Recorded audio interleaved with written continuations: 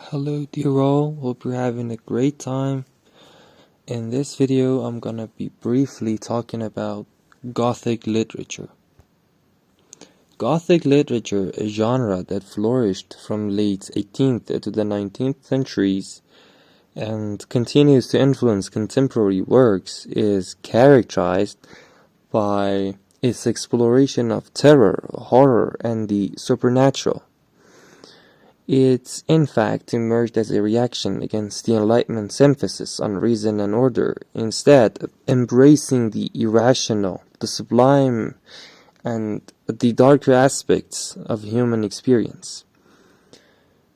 Central to Gothic narratives are settings that actually evoke a sense of unease, such as decaying castles, labyrinthine monasteries, and desolate landscapes, which serve as physical manifestations of psychological turmoil.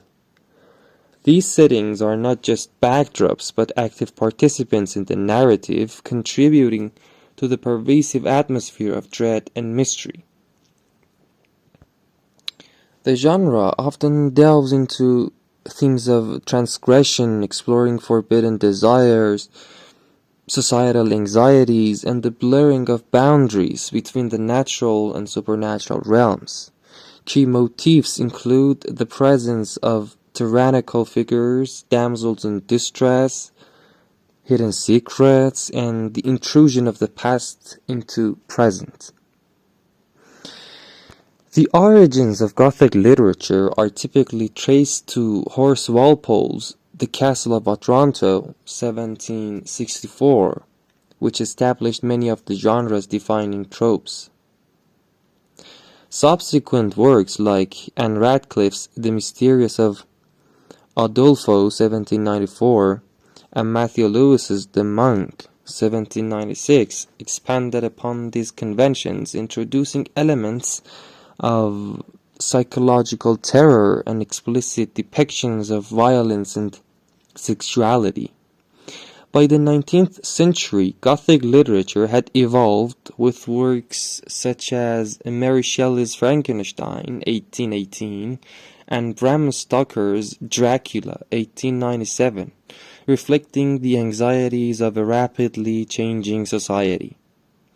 Frankenstein, for example, explores the ethical implications of scientific ambition and the fear of the monstrous other, while Dracula grapples with themes of cultural invasion, sexual repression, and the fear of atavistic forces. These novels not only solidified the genre's popularity, but also contributed to its lasting legacy, influencing later movements like the Victorian literature, like Romanticism.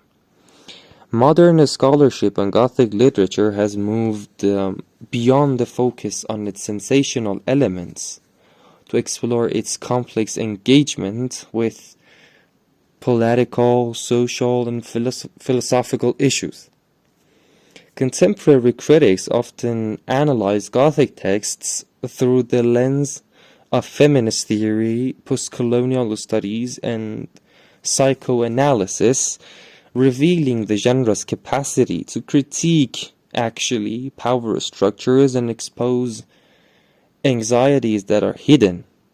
Feminist readings, for example, highlight the portrayal of female characters as victims of patriarchal oppression, while postcolonial interpretations examine the genre's representation of otherness and its engagement with imperialist ideologies.